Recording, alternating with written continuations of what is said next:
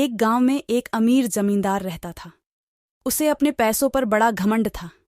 जितने अधिक पैसे उसके पास थे उतना ही वह कंजूस भी था। अपने खेतों में काम करने वाले किसानों से वह खूब काम करवाता, मगर पगार एक कौड़ी भी नहीं देता। मजबूर गरीब किसान मन मारकर उसके खेत में काम करते।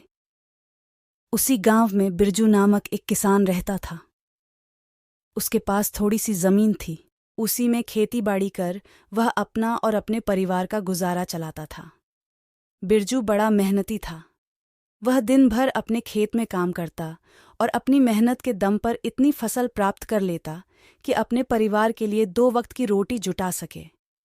गांव के बाकी किसानों के पास बिरजू के मुकाबले अधिक जमीनें थीं। वे बिरजू की मेहनत देखकर हैरान होते कि कैसे इतनी सी जमीन में वह इतनी फसल उगा लेता है। एक साल गांव में भयंकर सूखा पड़ा। बिना बारिश के खेत खलिहान सूखने लगे। गरीब किसानों के पास सिंचाई की कोई व्यवस्था न थी। वे सिंचाई के लिए बारिश पर ही निर्भर थे, इसलिए उनकी सारी फसल बर्बाद हो गई। बिरजू के साथ भी यही हुआ। अपने छोटे से खेत में वह किसी तरह अपने परिवार का पालन पोषण कर रहा था। अब उनके सामने भूखे मरने की नौबत आ गई। मजबूरी के कारण वह गांव के जमींदार के पास कर्ज मांगने गया। जमींदार कंजूस तो था। उसने सोचा कि यदि उसने बिरजू को पैसे दिए तो यह लौटा तो पाएगा नहीं, इसलिए इसे अपने खेत में काम पर लगा लेता हूं। मेहनती तो ये है ही और मजबूर भी, कम पैसों में दुगुनी मेहनत करवाऊंगा।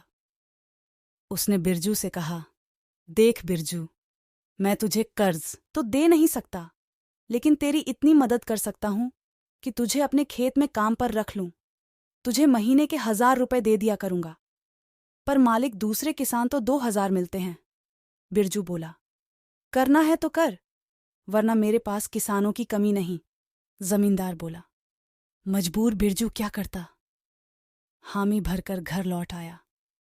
अगले दिन से जमींदार के खेत में काम करने लगा। मेहनती तो वह था ही। वह खूब मेहनत और लगन से काम करता। उसने 4 महीने का काम 2 महीने में ही कर दिया। यह देख जमींदार बहुत खुश हुआ, लेकिन इसके मन में मक्कारी जाग उठी।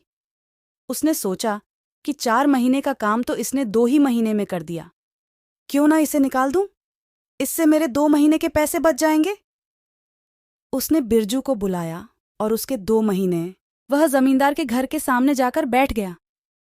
सुबह उठकर जब जमींदार अपने घर से बाहर निकला तो बिरजू को घर के सामने बैठा हुआ देखा। उसने बिरजू से पूछा, क्या हुआ बिरजू, क्यों आया है? बिरजू जमींदार की पैरों पर गिर पड़ा और गिड़गिड़ाते हुए बोला, मुझ पर दया कीजिए मालिक, मुझे काम पर रख लीजिए, मेरा परिवार भूखा मर जाएगा। जमींदार ने उसकी एक न सुनी और उसे धक्के मार के वहां से निकाल दिया। बिरजू उस समय तो वहां से चला गया, लेकिन अगली सुबह फिर सेठ के घर के सामने जाकर बैठ गया। जमींदार ने उसे फिर बुरा भला कहकर भगा दिया। अब से रोज यही क्रम चलने लगा। बिरजू रोज जमींदार के घर के सामने जाकर बैठ जाता और जमींदार उसे भगा देता। पूरे गांव में इस बात की चर्चा होने लगी। सब जमींदार भला बुरा कहने लगे।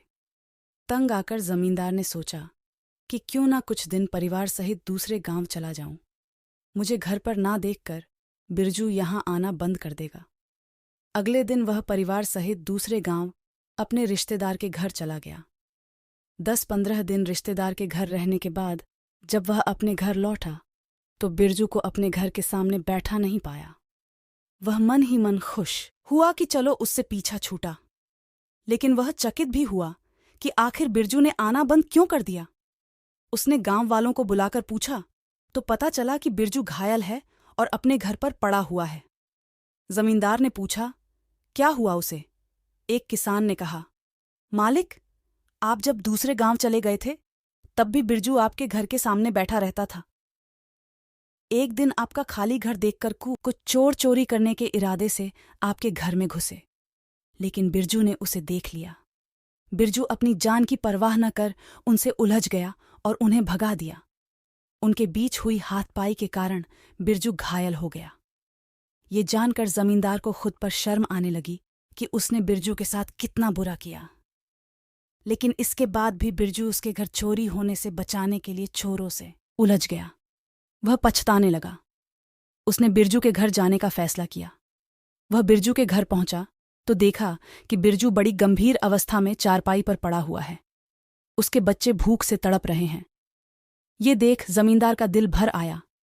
उसने बिरजू से अपने की माफ़ी मांगी, उसका इलाज करवाया और ठीक होने के बाद अच्छी पगार के साथ उसे फिर से काम पर रख लिया।